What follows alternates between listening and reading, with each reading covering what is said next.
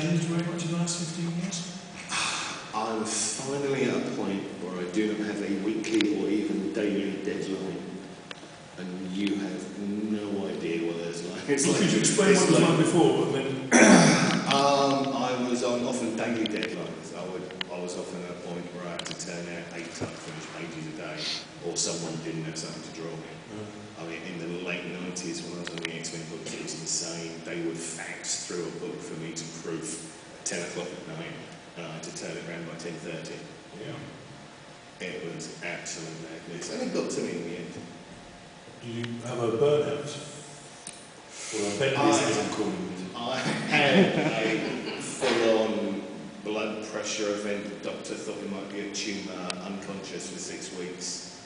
Wreckage for a couple of years event. Shit. Yeah, all good fun. You better know. Never got the strength back. Never got the strength back. I'm better now, but not the same as I was before. Yikes. Heidi Lede's novelist life, isn't it? You're writing a novel, a second novel. Yeah, writing the second novel, which is the first of a 2-book deal. For Little Brown? Little Brown Mulholland Books. It's their new crime imprint. You like procedural investigation, don't you? Wow, Because I'm a big fan. Anybody here like Fell? Yeah. I'm a huge fan of Fell. And because it's like Columbo but in a Bosch painting. Do you know what I mean? It's fantastic Fell.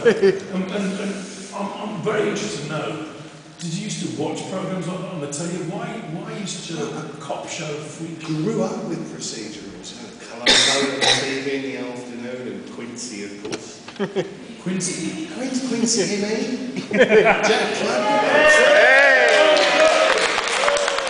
I've got some freak angels bringers in the audience, am I right?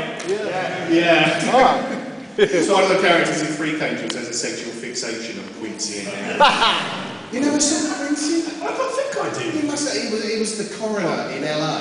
Yes. And every week, a guy would turn up and he had like 50 knives sticking out of him. And his boss would say, well, it's clearly suicide. And Quincy, Jack Clubbers, would be on top and say, no, Moida! It's Moida! I resign! I resigned every week. He resigned every week. He went out and solved the case on his own. And then got drunk in a bar.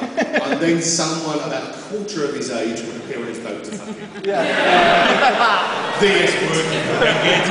I was sitting there at 10 years old, you know, getting older ain't so bad, is it?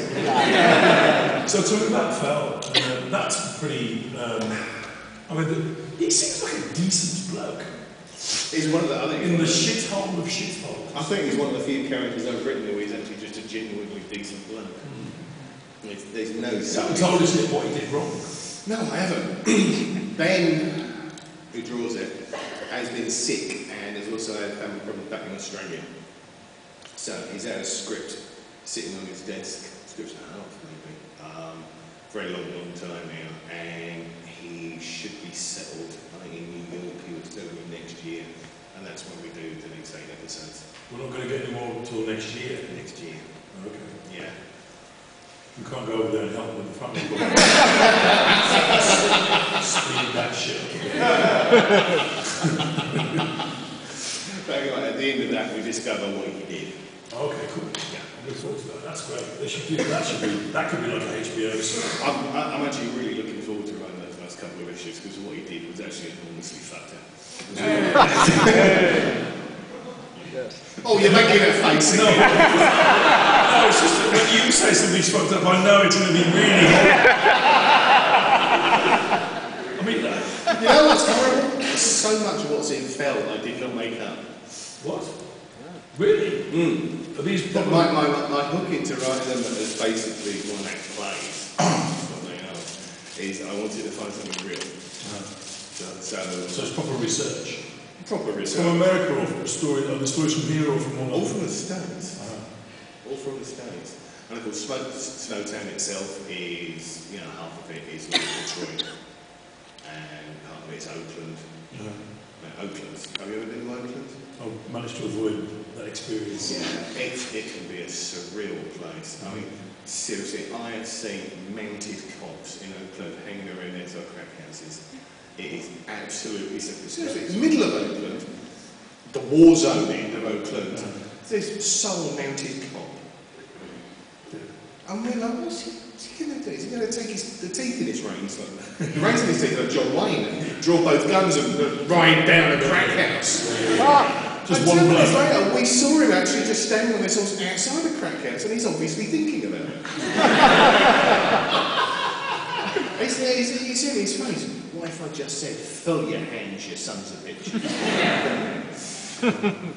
But it's there are so many things that we could talk about. I wanted to talk a bit about your gay friendly, your superheroes shag.